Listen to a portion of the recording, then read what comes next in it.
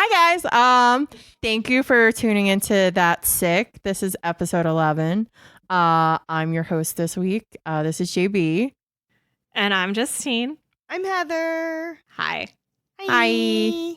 I don't know what we're going to talk about this week. I don't think you guys do either. Nope. That would be weird if you did. Well, we but do. Heather and Justine do. Yeah. Okay, good. We colluded. But I guess before we get into all of that, do you guys have any good sick stuff that happened to you this week? What's the sickest thing that happened to you? No, we started about the bad sick. That is accurate. Bad sick. Yeah, we like to end on a good note. I saw a pretty gross Pinterest post today. Yeah. About Some coworkers and I were brainstorming fun things to do for Halloween because that's what we do in our downtime. And it's And- about that time of year. Yeah, it's getting really Getting close. close. It's like, what, a little over 2 months away? Yeah. 60 days. I just bought. Oh, I yeah. just bought Oh, yeah, I some noticed. bat skeletons at the dollar store. Yeah, there's some spooky accoutrement around the room. Yeah. Already. Yeah. Do you have your costume planned? I'm always a witch now. Oh, Always, that's yeah. easy. I love being a witch. It just Why be feels- anything else? Why be anything else? It just feels so right. Mm. It feels You? so right. No, I don't really like to do Halloween costumes unless Heather forces me. Yeah, be Yeah, a witch. wear a every fucking year. witch hat. So Every I year might be have a sexy witch party. Baphomet. What? Oh yeah. I told you about my idea to be sexy Baphomet. You did. It's gonna be great. You really are gonna do it this year. Or I'll probably just cop out and be a witch because I already have witch stuff. Yeah, be sexy Baphomet though. Because all Maybe. you do is make some horns and some toddies, like make some teats, some fake teats. I already have toddies. You could Well, make- you have to have like 6 teats. That's true. that go down. you I could mean- make paper mache horns. That would be a good project. It would. For all of you guys out there that don't know who Baphomet is, who's Baphomet? I don't know exactly what Baphomet's role is. I know the aesthetic of Baphomet. Okay, Do you know the lore? Baphomet is a pagan god of some kind, and he is he looks like a Is goat. he a he? But Baphomet has aspects of both genders. Oh yeah, you're right. So it's a them. Yeah. They are them. Sorry, not it. They are them. I suppose.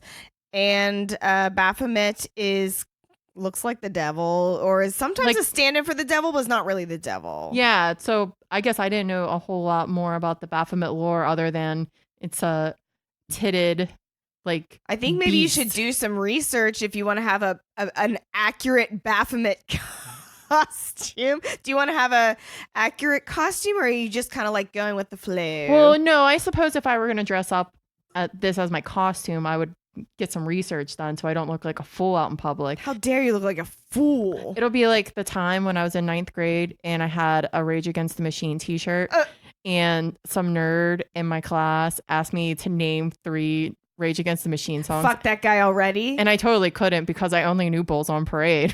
Bulls on Parade! I just thought the shirt was cool because I had nuns with guns on it. What about Rambly Round Your Family with a pocket full of shells? That's Bulls on Parade, I think. Oh, shit. Okay, so what's the other one? Oh, yeah. Fuck you, I won't do what you tell me. Wait. Fuck you, I won't do what you tell me. Which one is some of us who work forces are the same ones that burn Yeah, crosses? that's fuck you, you won't do what Okay. you tell me. Yeah, I don't know shit about Rage But I don't Against know the Machine either. Some of those who work forces are the same who burn crosses. Yeah, you can I tell like I was- Rage. I was I'm not- into Rage. I was not cool in high school. But I don't want to get called a poser again. I don't want some no. nerd to call me a poser. Okay, so Some, yeah, like- you're going to do your research then Yeah. into Baphomet. Or I'll be a witch. I know my witch shit. But Baphomet's like kind of like Pan, like a hoofed pagan god, you know, and you'll see him on the devil card of Mhm. the tarot deck, of the Yes. Rider-Waite tarot deck, your classic tarot deck. So anyway, back to the gross thing. I know I enjoyed that digression. But yes, I guess let's get back. But yeah. So anyway, so one of the girls I work with, she found she was on Pinterest and she found a it was some sort of a Halloween treat, a themed Halloween treat. And I'm not 100% sure what it was made out of. I'm assuming it involved marshmallows and maybe caramel, but it was basically candy Q-tips with earwax That sounds on them. Ew! You guys don't just eat your Q-tips when you're done using them? Fuck you! Ew! That's gross. So I actually do that.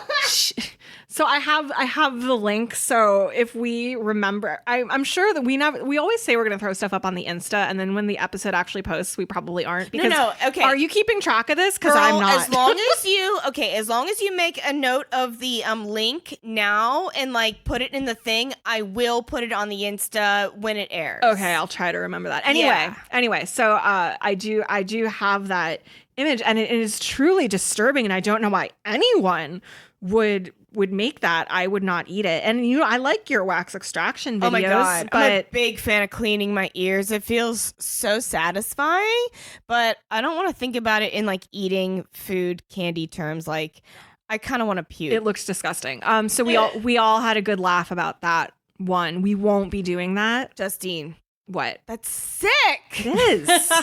Sorry. Thank you. That's sick. Does Good job. Thanks. Does anyone else? Do you have one? Very minor.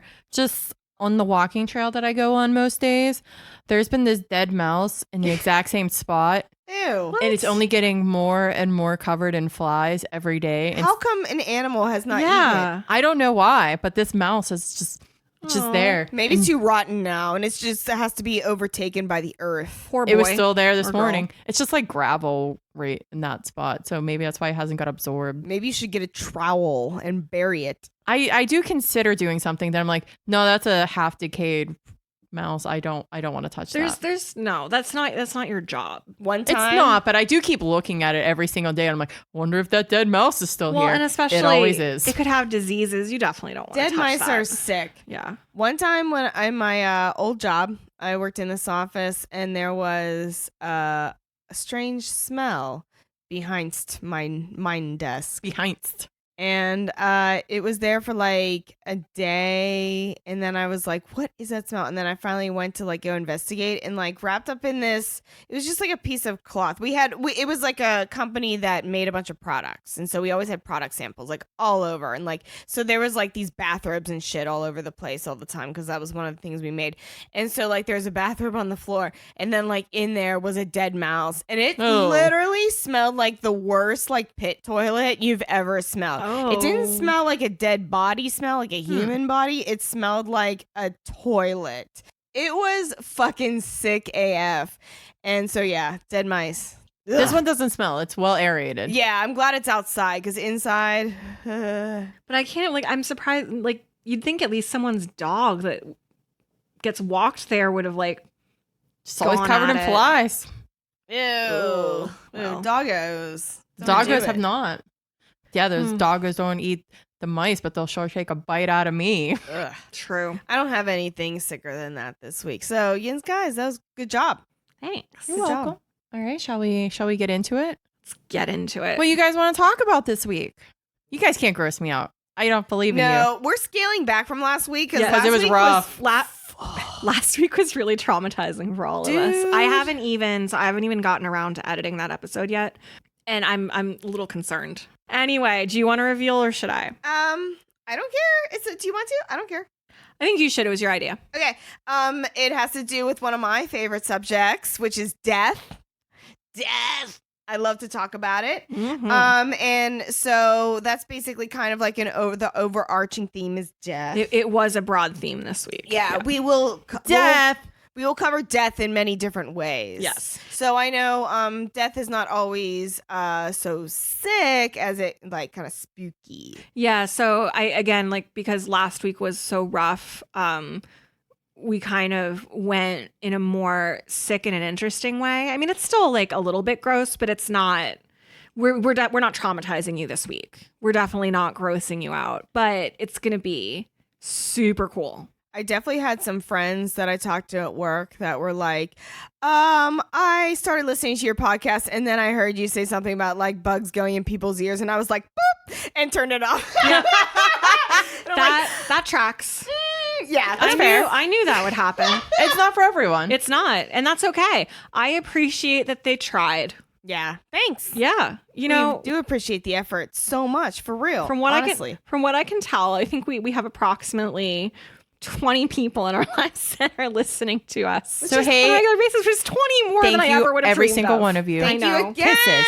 Listen. Love you. Okay, so let me get into my subject before, because you've already listened to so much banter. I know it's like, let's get into the meat. Let's sink my teeth in. Into the death meat. So the death meat. So my subject is something that's like I've always been interested in since I went to college and learned about it, and it's Memento Mori. Oh, you do love this. Yeah, you know about it, JB. Do you know what it is, Justine? A little bit. A little bit. Okay, so Memento Mori, it's a Latin phrase that means, quote, remember that you will die. It's basically, No, I will not. Remember it. No. Remember forget. it. Remember it. So it's meant to remind you to, live it up because your time here on Earth is, it has an expiration date, obviously. No, it doesn't. Hard truths, guys. Hard truths. I'm going to become a vampire, so fuck you. All right. Okay, so it's especially interesting to me because, I'm an art nerd. I love art. I'm an artiste, dork. Memento Mori is largely an art movement, and it consists of imagery such as, skulls, skeletons, dead animals, dying plants, angel wings, clocks. So why is this sick? People don't like thinking about death. Some people think death is sick. Death is obviously makes Yin's guys a little uncomfy. Yeah, it's a little squicky. Squicky. Sure. I'm comfortable with knowing that I will have the sweet release after I'm done being a vampire for a while.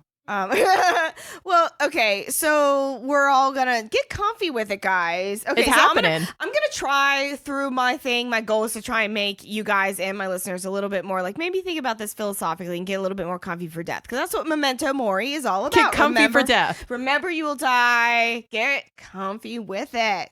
Okay, so in general, I like getting older, but obviously the only thing we don't like about getting older is dying. That's not true. There's also turkey neck. Oh my god, yes. Okay, we didn't record it, but before we recorded this, we were talking about what we would get done plastic surgery wise, and I would get once it's inevitable, the turkey neck's gonna happen. We were surprisingly okay as a group with getting plastic surgery. Whatever, it's the 90s, okay? Yeah, I know, right? Is it the 90s? Yeah, it's the 90s. Whatever. Let's get plastic surgery. Sure it's the 90s? Get with it, man. It's fine. But Are you even listening to me? I already. It's Do you know what year it 2019, my friend. Thanks for ruining my joke. It was a joke. I don't. It was a joke. Okay. Sorry, my God. She likes absurdist humor. Yeah. That was a little over my head. Anyways, okay, so back to Memento Mori. By the way, we're all gonna get our turkey necks. Yeah, we're gonna get that surgery. shit fixed. It's cool. I'm We're getting gonna get Botox. It's fine. Botox, turkey necks, gone. All right. Forever young. So death is a part of life, and if we embrace that, we might not fear death as much as and be able to cope with it better. Both our loved ones' deaths and our own inevitable deaths. I believe you. Okay. So in early antiquity, Plato, the famous Plato, recounts the death of Socrates. And from the closet empire. Plato of the closet What does empire. that even mean? Plato's closet. I don't know. What is that? Why? I don't know. I didn't know if Plato had a closet in antiquity. I also don't know. I don't know if this is a national chain or a local chain. Plato's Closet is a Buffalo Exchange, but a subpar Buffalo Exchange. They give you 3 cents for your old clothes. I don't recommend it. Whatever. Anyway. Just give them the fucking Goodwill or whatever. Anyway. Any hooters. So Plato recounts the death of Socrates, and therein lies about the theory that the philosophy of the Memento Mori should be about nothing else but dying in the dead. It is, the Memento Mori idea is a favorite of the Stoics, in general. Back in this time, people embraced the oh my god, so much Latin I was looking at when I was seeing this. Okay, so this Latin phrase, probably not pronouncing it great, Nunc est bibendum, which means now is the time to drink. That is basically in my research, this was so cool. I figured out there is 2 theories behind Memento Mori. There's the kind of party version, the Carpe Diem version of now's the time to drink. Now's the time to fucking live it up, bitch. Because we might die someday. We will die someday. Not might. We will. Inevitable. And the other, which I'm going to get to in a bit, is the Christian version, which is decidedly not as fun. Of course. Womp womp. Memento Mori, the idea, like basically the philosophy behind it, it shows up in a lot of different cultures. It shows up in Buddhism. The practice is referred to as Marasanati, and it meditates on death. And then there's the Japanese samurai. The way of the samurai is, morning after morning. Okay, this is a quote, sorry. Quote, the way of the samurai is, morning after morning, the practice of death, considering whether it will be here or be there, imagining the most slightly way of dying and putting one's mind firmly in death. Although this may be a most difficult thing, if one will do it, it can be done. There is nothing that one should suppose cannot be done. So, pretty, I don't know, it's pretty metal. That's pretty BA. I'm down with that. The annual appreciation of the Cherry Blossom Festival in Japan is basically about the samurai philosophizing that things are philosophizing. Is that a real word? Yeah. That things are splendid at the moment before their fall. Because cherry blossoms, they're beautiful, but for a very brief moment. So they're just so splendiferous. I have a cherry, weeping cherry in my front yard. It's so beautiful in the spring, beautiful. But then it weeps. It weeps very, not that much time, just in a few weeks' time. So things are most splendid at the moment before their fall, and aim to live and die in a similar fashion. So yeah. That's really metal. I love it. So in Islam, the quote remembrance of death, that's what they have, where you are reminded to pay heed of the fate of previous generations. The old adage, those who do not remember the past are doomed to repeat it. Right. Nada in general. Okay, so let's go to one of my favorite places in ancient history, and that's Rome. Generals returning. You would. What? Romans. Why? Why would I? There's something about them that's it's particularly gross and sick and extra. They have a je ne sais quoi that I enjoy. The Romans are extra and you are extra. Oh my god! I need to do an episode on ancient Rome. Yes, because there's gross stuff there. Because you like Caligula. Oh, yeah, sure. Oh my god. Okay, yeah, so much I could go into. Okay. Another time. Anyways, so Rome. The generals returning from successful campaigns were given lavish welcomes home where they were paraded through the street, right? From their, they fucking won. They conquered Gaul, whatevers. There were always these stories. It's kind of we don't know if it's 100% true or not, but we see this in a lot of Roman historians and depictions of Rome show the conquering Roman general or emperor being paraded through the street, and behind him in the chariot standing and whispering into his ear is someone, possibly a slave. They had tons of slaves in ancient Rome, whispering, "Look after you and remember that you are only a man." So yeah, there is some speculation as to if this actually happened, but I think it did. So yeah, it's all about, that's all a part of Memento Mori. So a lot of Memento Mori, the gross part of Memento Mori, let me get to the sick part, is the art part. And I'm going to be throwing up a bunch of stuff on the Insta for this. So please follow along on the Instagram and or Twitter, because there's a lot of, I don't know, I'm an art nerd, so I'll put a lot of stuff. So Christianity were the ones making all of this Memento Mori art for a long time. The church was the only one that had money at the time, so they're the only ones that are fucking making fucking anything, pretty much. Christians love the concept of Memento Mori, with their very strong emphasis on heaven and hell, judgment, salvation, etc. They were all thinking about death all the time. Mm. I mean, JB, you grew up Catholic. There's lots of death, yes. Please tell me, can you give any memories from your Catholic upbringing that you were faced with some kind of you're a child and you're oh my god, death, the afterlife, creepiness? Not particularly. I think it's so drilled into you from a very young age. When you walk into a church, perhaps if you go around Easter time, you see the Stations of the Cross all over, and you just see Jesus hanging out with a big old sword in his side and just dripping blood down to the ground. And you just see that from whenever you're 6.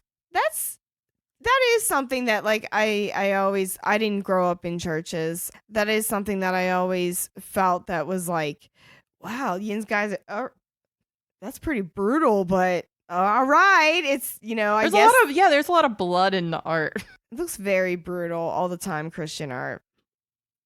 Justine. I don't know. Okay, you're a Unitarian hippie. Yeah. Lucky. Okay. So yeah, like I said, Christians love the concept. So like I said before, the Romans and the Greeks were all about this nink est bibidum. Now is the time to drink. They're all about that. Like, it's time to party it up because we're going to die. The Christians, on the other hand, were fucking boring. Sorry. And they had a strong emphasis on, like, basically saying material pleasures are stupid because, the material pleasures of earth are fleeting, whereas the divine awaits you, and don't forget, the divine awaits you. So, like, this kind of shit, don't put too much heat into it, like, whatever. Like, see, like, these are two different philosophies behind Memento Mori. Obviously, I like the former. Right. I'm all about, like, the fucking drink it up. So triumphs and luxuries were considered frivolous. Ecclesiastes 7:40 says, I can't believe I'm quoting the Bible, by the way. Fuck my life. Hail Satan, in quote, all thy works be mindful of thy last end, and thou wilt never sin. So here is in Ars Morenti etching from the 15th century, showing demons tempting a dying man with crowns, which represents earthly pride, and alongside Mary, Jesus, and God watching with disapproval. So I am sorry, I have to go show you the visual aid, but I will put this in the Insta. Mm-hmm. So yeah, so there's your visual aid. Oh wait, I didn't go back. I didn't get to look at. Okay, so we see there's little demon guys, and their tongues are hanging out, and there's this like dude in bed. They look like the Void. Sick. And then there's like some saintly looking people that's Jesus, Mary, and God. Yeah. Okay. Looking on with disapproval. Oh, and this like goblin guy sitting on the bed. Yeah. Okay. So creepy, right? Yeah, that's pretty weird. Okay. So there is some Memento Mori in the participation of Ash Wednesday. The priest puts that dirt shit on your head and says, so JB, what does he say when he puts the dirt on his head? I have no idea what he says. Does he say it in Latin? I don't remember. I haven't gotten ashes in like 20 something years. Oh, you don't do it every year? I haven't done anything Catholic since I was 13 and I was confirmed. Okay. I'm sorry I keep teasing you about it. No, it's okay. I'm actually sorry I don't have more answers, but I'm not a practicing Catholic. Okay. But yeah, no, I've definitely had the like, oh. Amen. Okay. So what he says is, quote, cool Robin Hood Men in Tights reference, yes, bro. Thank you. Okay. What he says is, remember, man, that you are dust, and unto dust you shall return. And then you walk around all day with like, a smudgeums on your head and you think you're super cool, right? Nobody thinks they're super cool. Yes, you do. People aren't walking around thinking I'm so cool because I have my ashes on. No, they're feeling very, religious. Yes, they're feeling very close to, and I'm not saying that, I'm not making fun. No. That's just how, I don't think it's as someone who has walked around with ashes on their head, I didn't think I was being cool. I'm guessing I've never done it in my memory. Like, yeah, no. I'm sometimes wish I could do it, but I'm not Catholic. I'm assuming you feel very somber and full of reflection is my guess. Yeah. Anyway, is like taking a communion some like a form of this too? Because you're like drinking the blood of Christ and like consuming the flesh of Christ. Yeah. This is my body. This is my body. Right. This is my blood. That I have. The blood of the new and everlasting covenant. Guys, drink of me. There's a lot of really like creepy, weird, sick stuff about the Bible. Like, I don't know, like if it's controversial, but we could get into it. I mean, there's like the whole trope about like going Old Testament on someone. I mean, I think it's pretty well like established that. Does that mean to beat someone to death? Well, I mean, you gotta smote them pretty good. Yeah, I smite thee. I don't think it's necessarily about beating. It's just about like, getting real like, or when someone says getting biblical, like, yeah, what does that mean? Like getting hard on them, man. Yeah, like going hardcore. Going hardcore. I've never read the Bible. Not but this New Testament like namby-pamby bullshit. This right. is some Isn't Old Testament gangsta shit. Yeah, the Old Testament as someone who's never read the Bible, Jesus, listen to me. Don't listen to me. But I think it's a lot about like that's where the flood people happened. like people doing wrong and getting like punished. Yeah, OT punished God for was it, like not a really like a very Jesus. it's a vengeful That's God. where Abraham had to stab his son. There's like cutting a baby in half. Oh, yeah, OT God was he wasn't fucking around. No. Those bitches ate that apple and he was pissed. He's like, fuck you. Ruined everything. Fucking rude. Yahweh's Anyways. people will not dance for joy. And maybe you guys did not sing as many church songs as I did. I do not know what that reference is, but I love it. Yeah, I sang a lot of church songs, but not that one. No. Anyway, tell us more about gross sick pictures. Okay, so funeral art and mausoleums and cemeteries are obvious examples of Memento Mori. You might have seen the, type of tomb that's called a cadaver tomb, which basically depicts an image of the deceased on top of the casket. And, you've seen these in churches and stuff, Roman Catholic churches especially. Targeted. They look, whatever. They look pretty metal. I love them. They look really cool. I think the art in Catholic churches is actually pretty sweet. I'm sorry. I love all the art. A lot of the religious art is pretty cool. No, I agree. Statues are pretty rad. But a lot of those people like Michelangelo and whatnot, that made like the statues weren't necessarily followers of the actual faith. But any hooters. So other symbols that became popular in the 15th century include, like this is when your skulls got into, tons of skulls, skeletons, angels snuffing out candles, things like that. The original Goths, I think, happened here. There were some amazing crypts in churches and etc. that are just absolutely fucking lined with skeletons and skulls and stuff like that. I've been into them in Italy and France. Yeah, like, literally. Did you go to the catacombs? Yeah, I went to the catacombs in Paris. Yeah, really sick. Yeah, they're what you're describing. Yeah, just ceiling to wall with just thousands of bones, and they're not in just indiscriminately. They are like in patterns, and it's beautiful. It's beautiful. I have to say too. So I went there. A friend and we were traveling in Europe together, and went to the catacombs and.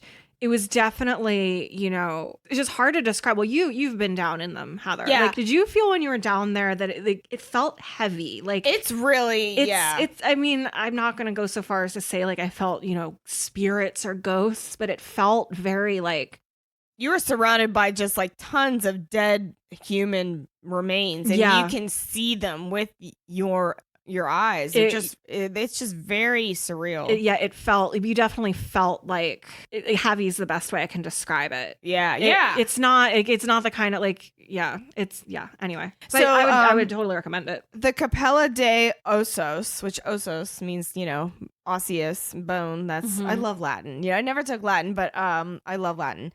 It's in Evora. It's literally the Church of Bones. The entrance bears the following sentence: "We bones, lying here bare, await yours." Oh no! I love it. It's so rad. It's so rad. So creepy. Yeah, I love it. Okay, so more painting time. So the Danse Macabre. Okay, I've heard of that. Yeah, have you? Yeah, I yes, heard that album. What album? Whose album? Isn't that the Faint album? I don't know. I think it's called the Dance Macabre. Macabre. Yeah. Macabre. So it's a painting. I just spoke wrong. Okay. I didn't do that on purpose. The Faint, I guess, probably named their album after this, I suppose. It's a name of a few different works of art, and I think it's just like, that's just what it is. The dance with death, essentially. The Dance Macabre, the dance with death. So it's this painting that oh my God, I'm so sorry.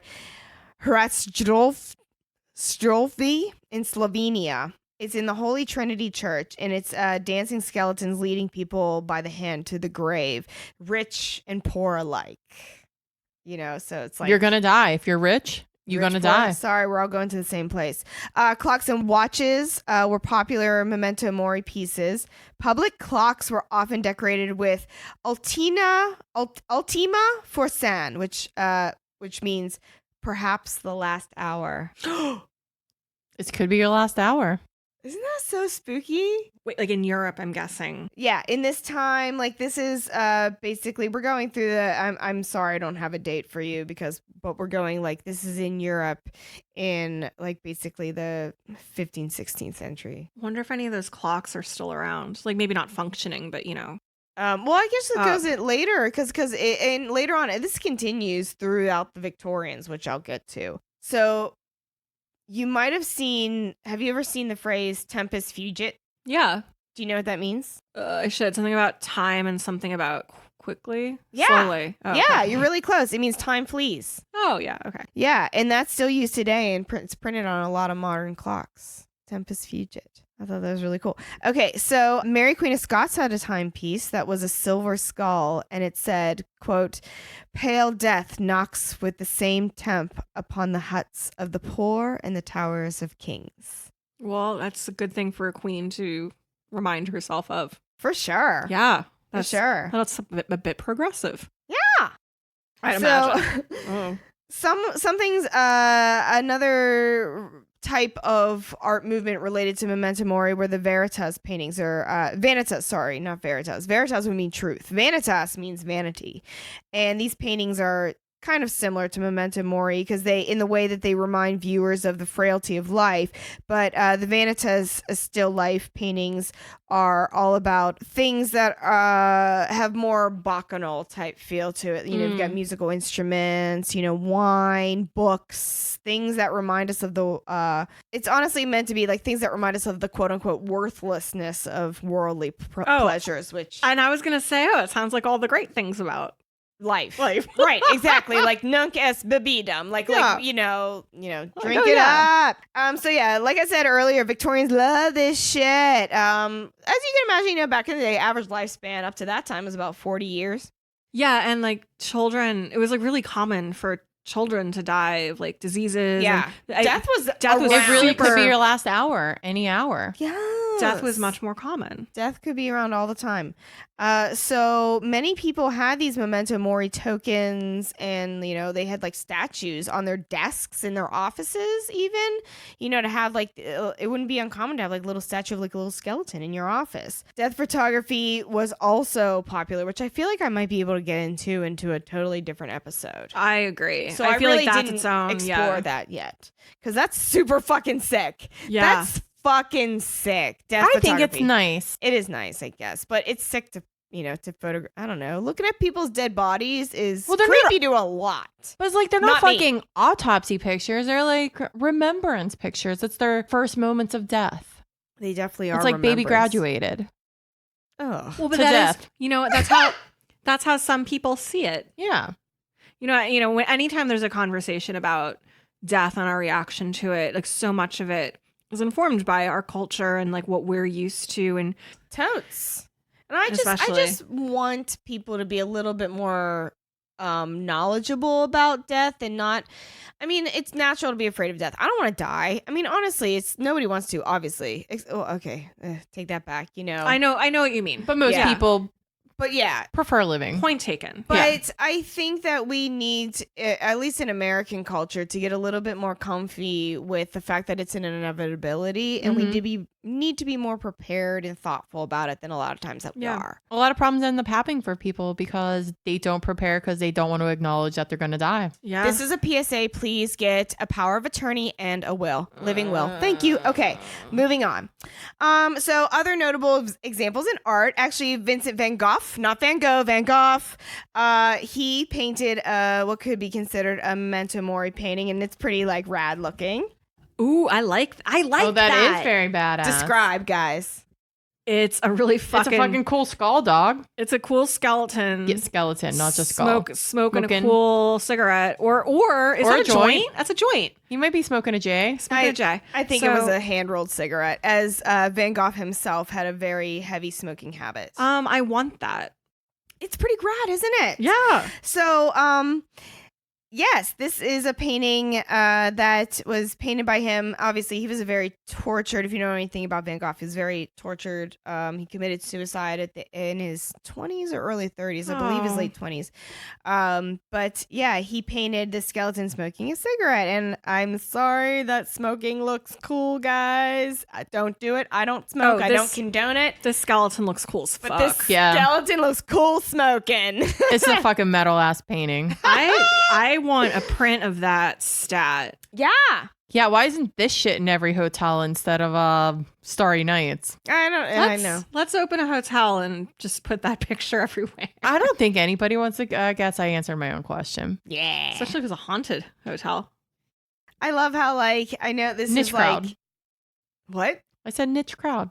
Yeah, that's what we are. You We're said very niche crowd? We're niche. Crowd. Niche. Oh, We're Niche. niche crowd. I thought you were saying some weird German. No, I speak in Yinzer. Thank you very This much. is like a few episodes ago when you said Givenchy, and I failed to correct you that it's Givenchy. and you just let me keep talking like a rube the whole time. I wasn't paying attention apparently because I am normally a dickhead and I normally correct. Well, I would have rather been corrected than sound like it's my first day off the potato pad.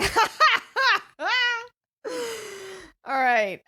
So do you guys, have you ever heard of this guy called Hans Holbein the Younger? No. 9. He is a famous portrait artist, famously painted King Henry VIII, standing there in all his glory with his massive codpiece. So along with him and a bunch of other notables from the 16th century, he is also known for his Dance of Death woodcutting. So I'm going to show you some of these with this old man dancing with the death. Oh. And this one that's even creepier, that's like this... It's a woman like being yanked out of a doorway with a skeleton. I think it's a nun, actually. Oh, yeah, and the kid's like freaking out. I think that's her fellow sister. Oh, okay, cool. Yeah, she's like, she, no! she looks really short. Don't take the Reverend Mother. Like Don't take Sister Mary's sister. Don't take Fräulein Maria. That skeleton has a pretty sick headdress on, though. Yeah, I noticed that too. Like it's kind of like I don't know. It looks like a palm fronds or something. I don't know. So Ubi Sunt, or Where Are They Now, by Eugene Delacroix from the 19th century, titled Hamlet and Horatio in the Graveyard. So Ubi Sunt is like basically the name of the movement. It's kind of like Memento Mori. It's similar to Memento Mori. That's Where Are They Now. It's basically like remembering, like, where are the people that died? Where are they now? Think about it. Got it. Think about it. Rotting in the ground. Nowhere. Well, that's what I think. They're worm food, but other people might think they're in hell. Hell or heaven. Right. Why did you go to hell first? Well, Because because most people are bad. Right. I would imagine these kind of things are meant to be kind of like cautionary. Yes. I just assumed that would be the more like fruitful point to take. I don't know. Yeah. Don't listen to me. You're fine. Okay. So this painting that I'm going to show you by Eugene Delacroix is inspired by your boy Billy Shakes and the famous scene where Hamlet finds skulls in the graveyard. Alas, poor York, I knew him Horatio. That kind of shit. So Georgia O'Keeffe does this. Like art. I'm going to throw up like a bunch of art stuff. Like there's tons of artists that do this Memento Mori shit. And I've got some great photos. Have you ever been to... So we live in Pittsburgh. Have you ever been to the Carnegie Art Museum? Yes. Probably. Yeah. I Do was in you college. remember there's a painting there? I think there might be a couple paintings there that are of kind of Memento Mori. They have they're kind of like hunting still life / Memento Mori still lifes with dead rabbits. No. I You can't know that dead recall. rabbit painting? I cannot I'll recall. throw that up. Okay. But that dead rabbits, dead animals, dying flowers, wilting flowers, those are all themes of Mhm. Memento Mori paintings. And they look, I remember like always going to the museum and looking at it and being like, that's kind of weird. Like, it's a dead rabbit. Why would you paint a dead rabbit? The reason why is to remember that things are dead. You will die. Bum, bum, bum, bum, bum, bum, bum. So, It's a do you circle guys- of life. yeah. So enjoy life. Now is the time that we drink. Now is the time on Sprockets where we dance. Dieter. Yeah, Dita. Okay, so do you know So who? many timely references you're making today. Fuck off. It's because she thinks it's the 90s. I'm 35 years old. I will It's make the 90s. I'm 35 years old. I will make 35-year-old references. I'm so sorry. Sprockets and Men in Tights. Yeah. Men in Tights is great. Robin Hood Men in Tights, Mel Brooks. It's literally my favorite movie. I could quote it. I could literally maybe do the whole like From Blinken, beginning to end. Blinken, fix your boobs. You're look like a bleeding Picasso. Like I could do it all. Oh my god. I was just thinking the other day, like a chew. Twain. Yeah, he's oh my god. He split Robin's arrow in twain. I say that a lot. You do. Sorry. I think you've actually made that reference on the podcast before. Yeah, you've definitely Fuck. said that on here before. Twain. I love it. Okay. Anyway. So have you guys heard of Hieronymus Bosch? Yep. Hell yeah. Yeah. You know that's my boy. Yeah, he's a great Dutch painter, I believe. Yes, Flemish. Flemish, thank you. And he paints his most famous painting is The Garden of Earthly Delights. Oh yeah, The I've most seen that. famous triptych of all time. Yeah. I've seen that shit. Yeah, if you haven't, Check that shit out. followers, It's popular for a reason, where much like have you White Claw. fucking been living if you haven't seen this painting, honestly? Because like if you're living on planet Earth, you need to see this painting. You've never been in a dorm. Yeah, The Garden of Earthly Delight. So, okay. So it's basically like what it is a depiction of heaven. It's heaven and hell, one on one side and the other side. In the middle is earth. And in hell, there's all kinds of crazy, gross ass shit. yeah. Like there's like birds pooping out people, weird monsters shoving stuff up people's bum holes, like all kinds of stuff. Yep. So he does like these Memento Mori paintings as well. And this painting I have is illustrating the struggle between good and evil over the deathbed of a miser. So you can see this guy is like, he's like looking at, he's like, oh, I want my monies though, and then there's the angel and there's like the devil. With Death's like creeping around. Yeah, death's I creeping mean, around it's the pretty corner. good, but not enough like bird shitting people for my taste. Yeah, definitely not as good as the Garden of Earthly Delights. I like my Bosch to take hours to look at. Like it's like a Where's Waldo, It's but for actually like right. It's right there. Oh yeah, you do have the triptych. Yeah, here. Can you go get it, JB? Yeah. So you can we can describe. I'm going to make noise. That's okay. Sorry. How have I never noticed that was there? Yeah, That needs to be more prominently displayed. it does. In my house, it really does. Okay. Oh, this is great. JB's just gonna like look at this now. Oh, now it's okay. No, I'm gonna share. So describe. I mean, I how can we even start? I don't think we can. There's too much going on. This podcast will be 8 hours We mostly long. only care about hell, so let's close Yeah, heaven. heaven and Whoa, earth are like. okay. There's like a lot of like cool stuff happening in the earth portion though. Like you're seeing why we're going to hell in it. Oh yeah, because we're like basically having an orgy. There's so many nudie time people. And It's like very lascivious. a lot of drunks. Yeah. There's definitely a lot of drunks in there. Oh my god. Yeah. They're living it up. But like hell, There's also no one in heaven. there is no one in There's heaven. like no one in heaven. There's Adam and Eve is in heaven with Jesus, and then there's like a cat that's eating a mouse. Cats don't go to heaven. There's animals in heaven, guys. Animals in heaven. I saw it. Yeah. And then in hell, literally everybody is there. Birds are eating you, pooping you out in bubbles. There is some rabbit thing that's like dunking some guy. There's like these hyenas that are eating your body. Oh my God. It's just, there's a person that has music notes tattooed on their ass, and somebody is like strung up on top of a harp. It just goes on and on and on. Check it out. Check it out, guys. It's sick. Yeah, Google it's it. wonderful. It's beautiful. I'll put it on the Insta. So If somehow you haven't seen this before. yeah. Which, honestly, again, you haven't lived if you haven't. So you have the internet. Everybody not everybody has it, but if you're listening to this, I would, you have it. So look at it. Dia de los Muertos is in the vein of Memento Mori, but I think that in your topic, we're going to kind of go into things similar to that-ish. Kind of. Yeah. It's Dia de los Muertos is again about, it's the Mexican holiday about going and remembering your ancestors, remembering your grandparents, and so on and so forth. I've seen it in a popular film, Coco. Yeah, have you seen Coco? No. It's cute. It's cute. I don't watch Disney movies. Oh, not Fair. at all? I'm 37 Dude. and I have no children. Dude. Sorry. Disney We watched it movies- together. Disney movies are... Now I am reading you for filth. Okay, true story. I actually don't even like Disney that much. I won't go to Disneyland ever. I will not. Why? See, I would go to Disneyland. What? There's too many kids there. Ugh. Why would you go there? Crowds. I ain't waiting in no fucking line for I 2 like- hours to do like a ride. No, thank you. I like Epcot Center. I like the countries. Epcot Center is the dorky shit in the whole world. Just go to Europe.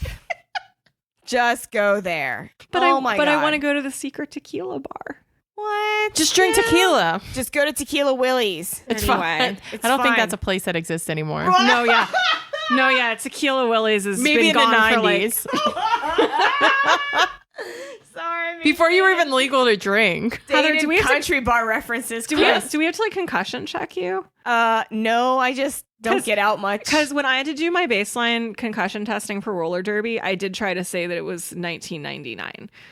This was in Really? 2011. Really? Yeah, and then I corrected myself really quickly, and we all laughed Like, about oops. it. Like, yeah, no, you're never gonna know when I'm concussed. Whatever, guys. It's the 90s. Anyway, So yeah, but I just wanted to mention De los Muertos because this Memento Mori feeling is a lot more pervasive in other cultures than American culture, and I think that American culture should/could do something like that. Like we like to, put on the sugar skull and like, look how cute, me, whatever. well, you we know. like to culturally We like to appropriate the appropriate. shit out of For sure. But we're not paying attention to what Dia de los Muertos actually is, where it's like remembering your past, remembering that you're going to die, and paying homage to people that came before you and your ancestors and things like that, which is very real. And I'm super, super into history. And I super, super believe that, again, if we don't pay attention to history, we're always going to repeat it. Like, learn from your past, you idiots. It's just like when you go to a job,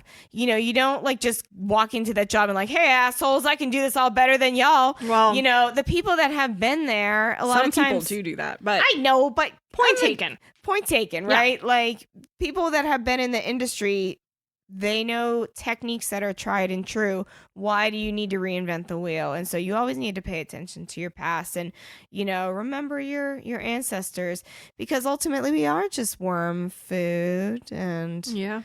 in a few generations, I don't think anybody's going to remember me. Oh yeah, I'm getting forgotten like real Yeah. quick. Real quick. Real quick. Just give me a blip. unless this podcast stands the test of time. In Yeah. which case, Oh my God, but that's the coolest thing about our podcast. I was thinking that too. I was like, well, at least when I'm like, knock on wood, hopefully I live a long life. At least when I'm an old lady, I'm going to be able to listen to this and like see how silly I was. Yeah, And, Like when I was young. yeah. So, ish. hey, even if we don't get a lot of listeners and whatever, which again, thank you for whoever's listening. Love you so much. yeah. We love you all. Hi, Dad. Hi, Dad. Hi, Mom. Hi, people I work with. Yeah. Hey, friends. Do your parents listen too? I don't think so. I don't think my parents listen. I'm actually, if anyone from my family is in fact listening to this, please let me know because I would be totally shocked.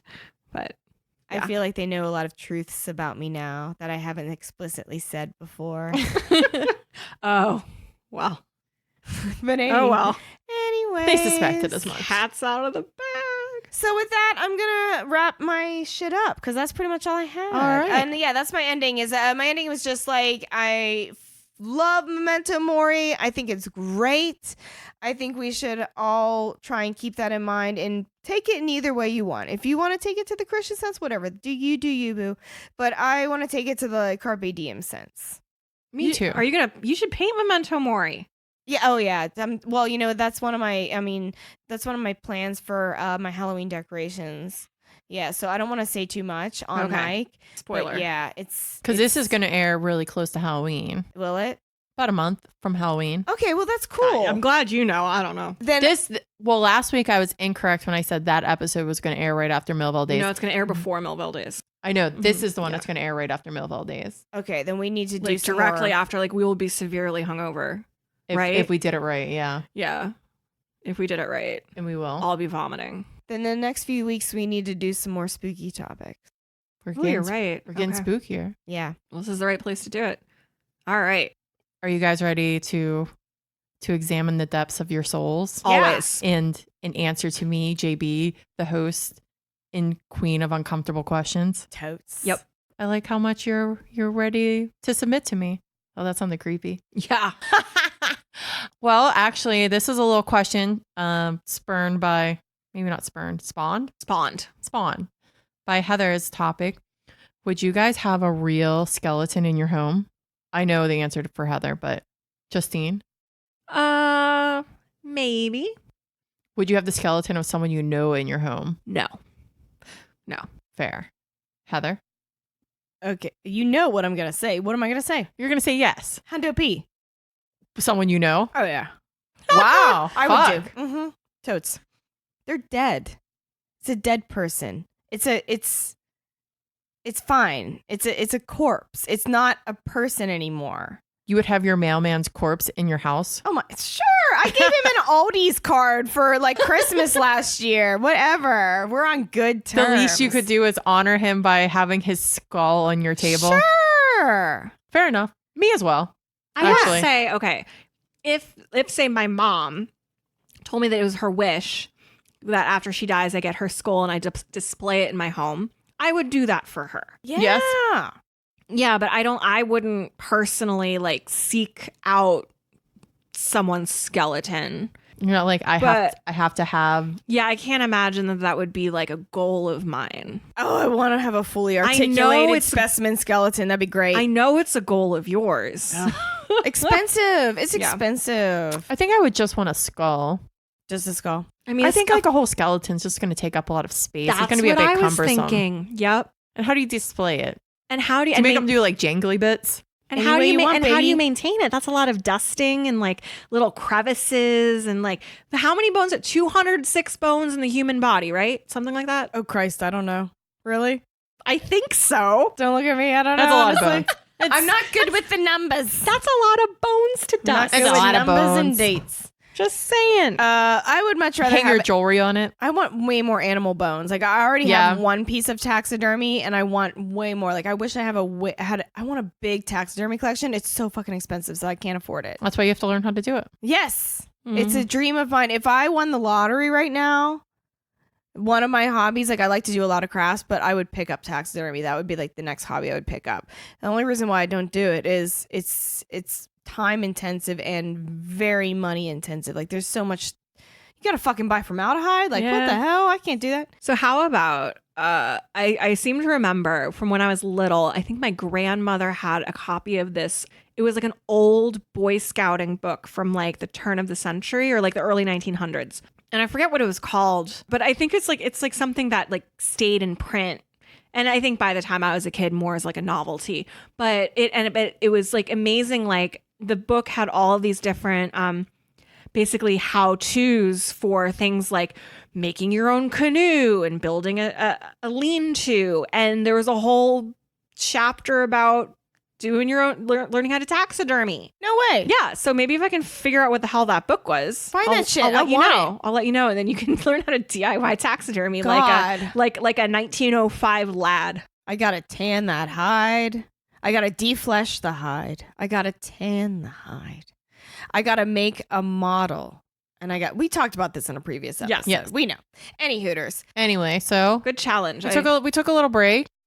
Yeah. What you got, girl? So I am also talking about death, but in a more concrete way. So when Heather mentioned she really wanted to do Memento Mori for this episode, so I said, cool, I will find a topic that relates to death in some way.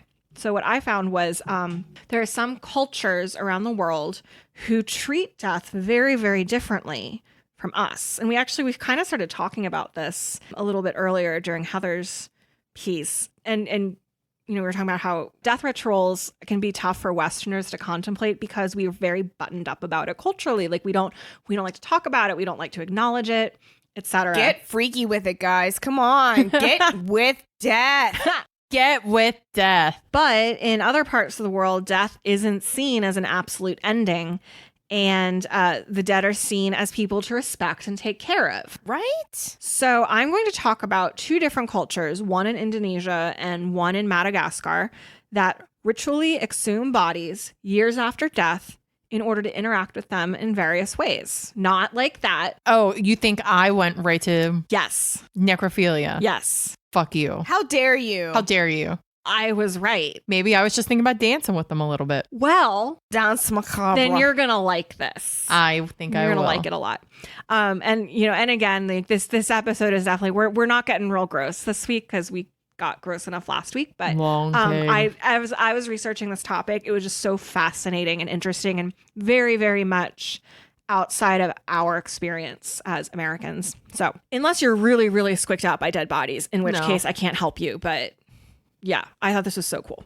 So That's what this podcast is all about. That's sick. that's right. We're going to learn. We're here to learn. So the first group of people I'm going to assume Heather just burped into her comfort animal. Simba. I It tried was- to use him to muffle my burp. It was pretty cool. I'm sorry. I'm drinking a beer. Anyway, so the first group of people I'm going to talk about are I'm really sorry. I'm going to get a lot of these pronunciations wrong. I did try to Google pronunciations and came up short. So I really apologize if I butcher some of these. I put in phonetic spelling where I could. But anyway, the Torajans of the Indonesian island of Sulawesi. I really apologize to anyone that I just offended. So to the Torajans, death is a huge, huge part of their life. It causes them grief. You know, like it's sad to lose a loved one. But instead of getting their death rituals over with really quickly like we do here, they see death as a process and they take tons and tons of time to say goodbye.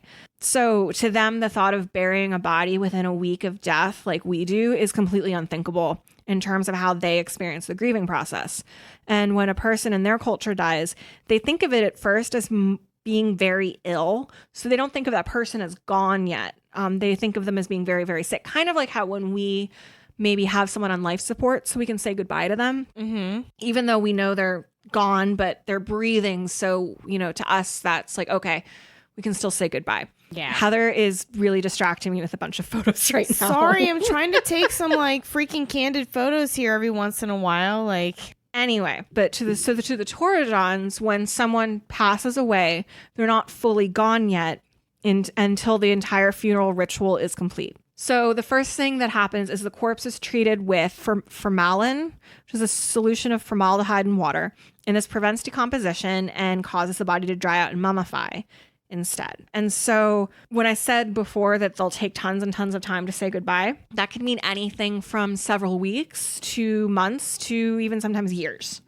And what they do is the bodies will actually remain in the home for this length of time. so and this person's like essentially embalmed. not embalmed, mummified. Oh, okay. So like what we talked about a few episodes ago, we did mummies. Yeah. So the way they treat them in a way so that they become mummified. Yeah, And and then they're dry in out. their house. Mhm. I mean, I can definitely see how some people think that's kind of sick. And right. And so during this time, they'll continue to bring the corpse food and drink, and they'll talk to it. And How much do they eat? I mean, I don't think they actually eat anything. they But, Okay. feed the corpse. well, they don't feed the corpse, but they like, include it in daily routines. Because they're still there. They're not dead yeah, yet. they're not They're gonna- dying, but they're not dead. They're the not little gonna- kid's still like, Nana, look at my dick. Yes. Ah! Ugh. So- That's kind of creepy. In Caitlin Dottie's book, From Here to Eternity, Oh my I god, know. I was gonna mention her if you didn't mention her. I love her. Yes. Caitlin Doty. I don't know how to pronounce her last I think name. it's Doty. Caitlin Doty, the Order of the Good Death, who she is a mortician. Mm-hmm. I love her. Yeah, so she's actually traveled to this part of Indonesia. So in this book that she wrote, she travels to, interact with these people and like learn from them. Mm-hmm. So she talks to this man named Agus, and he said that when he was a child, his dead grandfather lived with his family for 7 years, and that he and his brother shared a bed with the grandfather. And in- sick. And in the mornings, they would take him out of bed, dress him, and lean him up against the wall. And at night, they would put him back to bed. And it was just very matter of fact. It's this, this interaction with the dead. Like, they're not afraid, and they don't think of it as gross Yeah. because they're still a part of the family. Yeah. So the reason why there's such this extended time, and 7 years is like pretty lengthy. I don't know how common that is, but it's definitely like, it's not always for that long. There's several reasons for that. So 1, giving people time to say goodbye. 2, giving relatives from far away time to journey in for the funeral. Because in this culture too, funerals are a big fucking deal. You don't miss a funeral. Like, you can miss a wedding, you don't miss a funeral. Like, you come to the funeral. Because that's final. Yep. And the funerals are, well, I'll talk about that more in a little bit. And it's also, so it's partially to take time to raise money to throw the funeral because it's expensive. All this shit seems very practical to me in many ways. Everything you've been saying so far, I'm like, that's practical. Makes sense. I mean, it's kind of sick, obviously, like, because it's a dead body and like, It's just a very, but it's mummified, so it's like, it's just a very different way. It's a very, very different way of experiencing death. Yeah. So at these funerals, hundreds of guests can attend. I mean, it's basically like, imagine like a wedding, but it's a funeral. Like, so you've got tons of guests are coming in from all over. Their lavish food is provided by the family. The guests are bringing lavish gifts, which are, you know, if you get a lavish gift, and usually in the form of like animals that will be sacrificed during the funeral. But if, you know, your cousin gifts you this like awesome pig for the funeral, then, you know, it's on you when like someone like that cousin or maybe that cousin's wife or whatever dies, and you better also gift a lavish fucking pig, you know, in return, because it's how it works.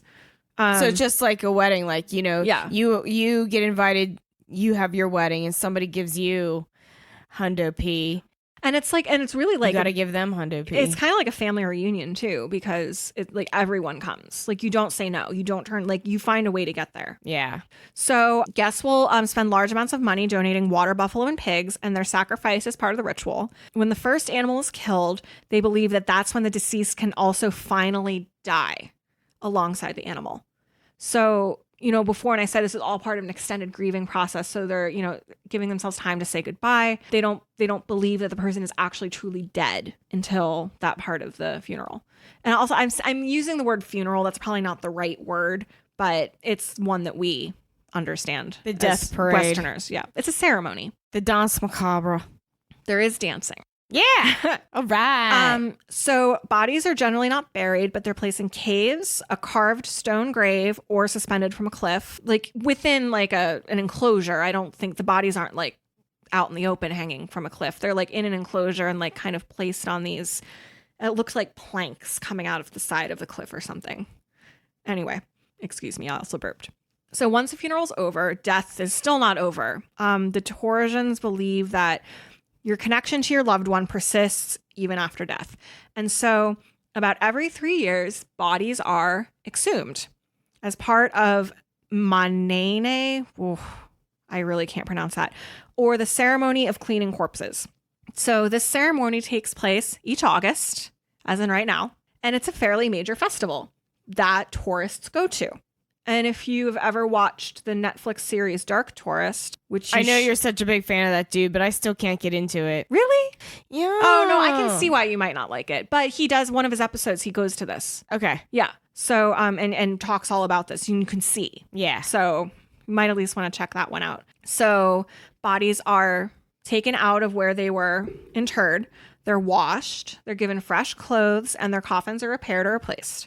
They're also brought snacks and cigarettes, taken out for walks in the sunshine, and they get their photos taken with relatives. Yeah. Oh, man. Death photography. Mm-hmm. And it's considered very good luck if they see an exhumed body is in good condition when they unearth it. And this is also, so like the funeral is a big deal. This ceremony is also, people come in from all over. So it's like a big family reunion, and it's a big deal for everyone to come and participate. And they'll actually, they'll usually like, they'll exhume several bodies at once. So if a family has like several dead relatives, they'll all come out. They'll all come out for a party. Yeah. And so, yeah, tourists come to see this, and it's, you know, encouraged. So it's not like, at least from what I can tell, and if I'm wrong, someone can please at me, that's fine. From what I could tell in researching this, you know, it's not considered like gauche to come and like spectate at this. It's just how you behave. Yeah. Like if you come to spectate and you're very respectful and you keep your distance. Don't pull your pants down and wag your penis at it. Right. Like don't go like running don't go running up to like, you know, corpses of people you don't know and like take selfies with them. Like, you know, hip checking their relatives out of the way. Like that would be bad. So, yeah, so I thought all of that was super interesting. So there's actually another culture completely unconnected to this one that actually has a similar ritual. And so they are the Malagasy people of Madagascar, and they practice a ceremony called famadion, which means the turning of the bones. And so the Malagasy believe that we move on to a second life after death. They don't believe in heaven or hell. And I don't think it's necessarily reincarnation either. It's just a next life, but only after some time. So when they believe that when you die, you don't immediately go to the next life. There's a period of time in between.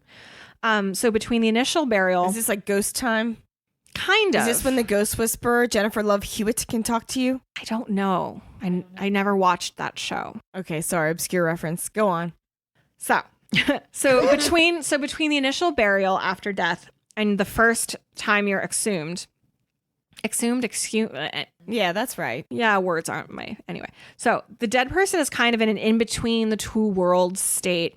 So you're not living, but you're not yet considered an ancestor. You're not a girl, not yet a dead person.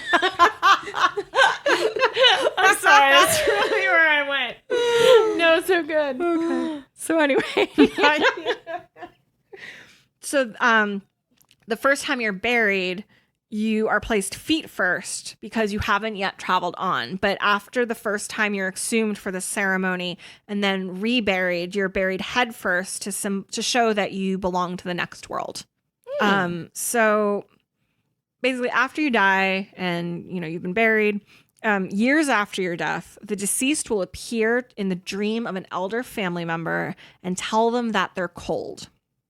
And that's a signal that it's time for the ritual to kind of get a move on. So there's a special kind of astrologer who's consulted, and they will determine the best time to hold the famadion based on their study of the zodiac. Tight. And traditionally, this will take about 5 to 7 years after death, but sometimes it's put off in order to raise enough money because, like the Torajans, these are lavish celebrations with huge guest lists, lots of food, lots of entertainment. Like, they're a big deal. I hope that the tourists that watch this, do they donate money? Is there? I don't know. That's a good question. Like, I would hope that, I don't know if tourists come and watch these ceremonies. Yeah. I wasn't clear on that. I figure if you're going to go and gawk at somebody else's culture, at least you can do is like give them money. I wonder maybe that's why it's acceptable, because they're bringing money into the... So I actually, just like a quick sidebar, and heading back to Indonesia for a second, I would love to visit Indonesia. I actually would like to see their festival, but mostly there's a form of Indonesian music called the gamelan, which is super fucking cool, and I would love, it's on my bucket list to see a gamelan in person. Is it like tube and throat singing? No. Okay. Sorry. No, it's like it's percussive, but it's a lot of like I'll play some for you later. Okay. Pitt actually has a gamelan ensemble, or at least they used to. Cool. So you can go see a gamelan at Pitt like once a year. Oh. If they still do it. Tight. Anyway, all right. So back to what I was talking about. We're back to Madagascar. Like the Torajans, exhuming the bodies of their loved ones is a very important part of the death process, and staying connected to their loved ones, and it's seen as a family reunion. So it's a lot of those same ideas that the dead person is not gone. You're still trying to stay connected to them, and it's not the same as them being alive and around, but it's not like a severing either, the way we see it. Mm-hmm. The bodies are taken out of their tombs for 2 days, and they're given fresh clothes. Relatives will dance with them. There's your dance macabre. There you go. Mm-hmm. You wanted it, Jen. I did. I wanted to dance with the dead. And bring out your dead. And they'll also drink with them and ask them for advice and blessings. I don't do Monty Python references, by the way. Okay. Is that what you were doing? I don't think Bring Out Your Dead is a Monty Python reference. Yes, it is. Bring Out Your Dead is, but it's in reference to plague bodies, not anything fun. So you did do a Monty Python reference. You did it. I didn't know I was doing a Monty Python reference. Okay, I just went there. Yeah. Oh my God. Anyway. Sorry.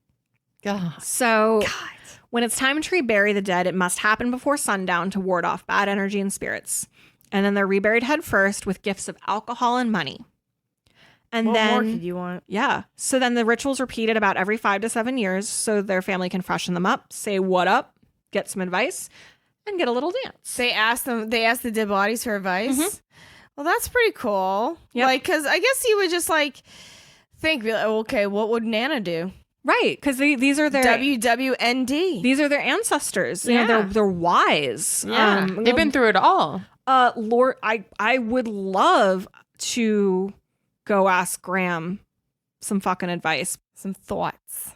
So recently there's an outbreak of plague in Madagascar, and that kind of threw a wrench into this tradition. By recently, I mean like 2017. no way. Damn. Yeah, so Really? basically, so people who die of the plague and they're then exhumed later can still pass on the bacteria to the living, Ugh. which is a problem. This is linking so many of our episodes I together. know, I kind of like, love it. It's all coming together.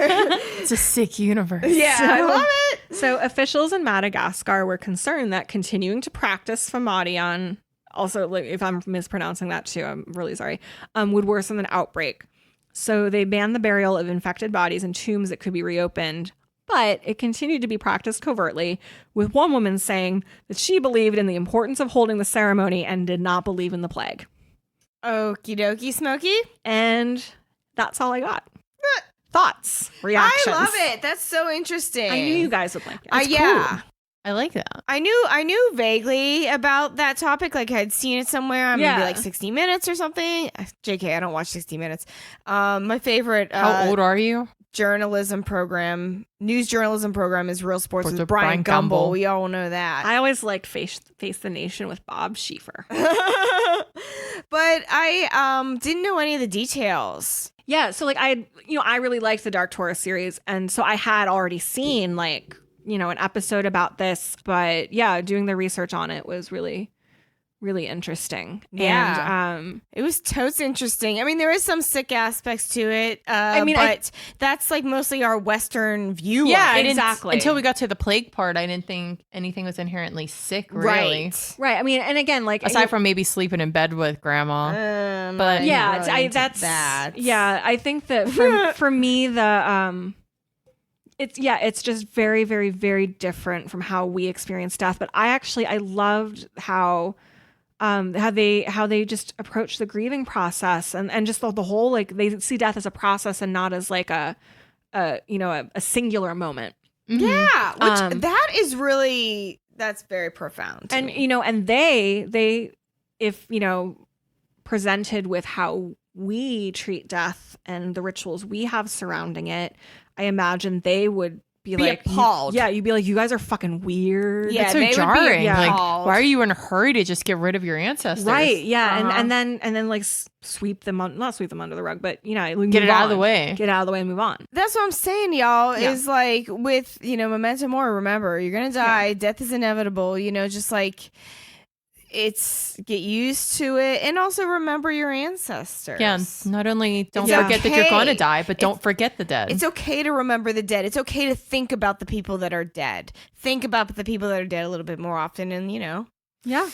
And so I was just thinking just now, having some thoughts about our podcast and how we are, our concept is that sick. But I think that, like, I don't know, it's cool that I think maybe we can take some things that are considered sick and bring a new perspective to it and hopefully open some people's eyes. Oh yeah, totally. Because I totally agree. Because when I hope.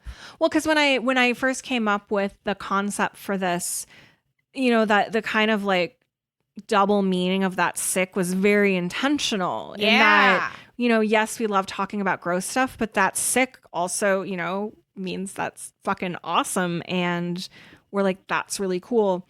And so in addition to talking about things that are just like objectively gross, we can also talk about things that are like really interesting and thought-provoking.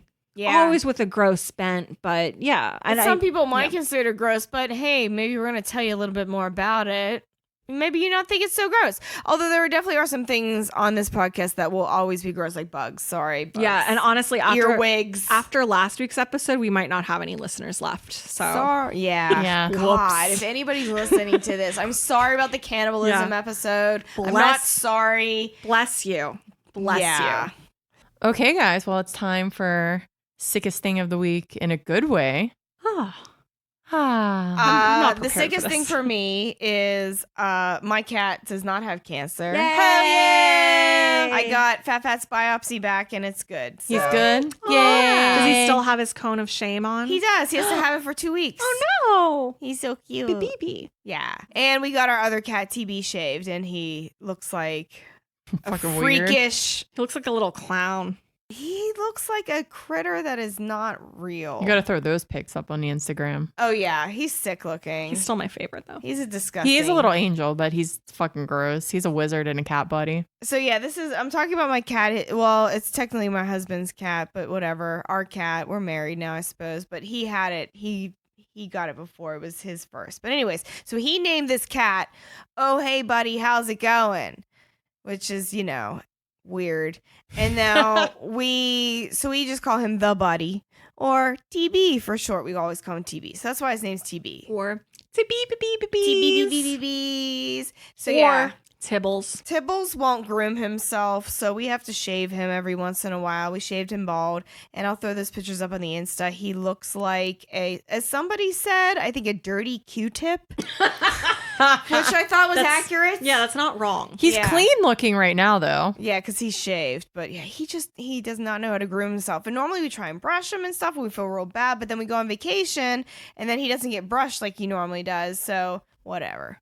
The picture of him on the vet's table actually was so adorable. Yeah? So cute. He looked like such a sweet boy. He is a sweet, perfect sweet angel. boy. Was he sometimes. drugged in the picture? I don't think he didn't look like he was drugged yet. Yeah, but he not had yet. but he had very proper paws. They were Yeah. they were Oh, he very crossed. proper crossed paws. Oh, he does TB Yeah. cross paws sometimes. That's what we call it, TB cross paws. Immediately after we're done recording, I'm going to go find him and give him scritches. So I'm looking forward to that.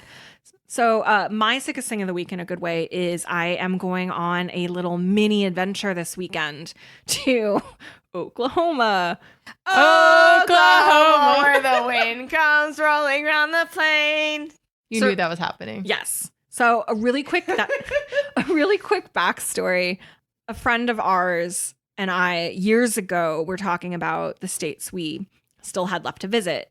We don't have super many left. I think she has a little less than I do. I have like 9 or 10.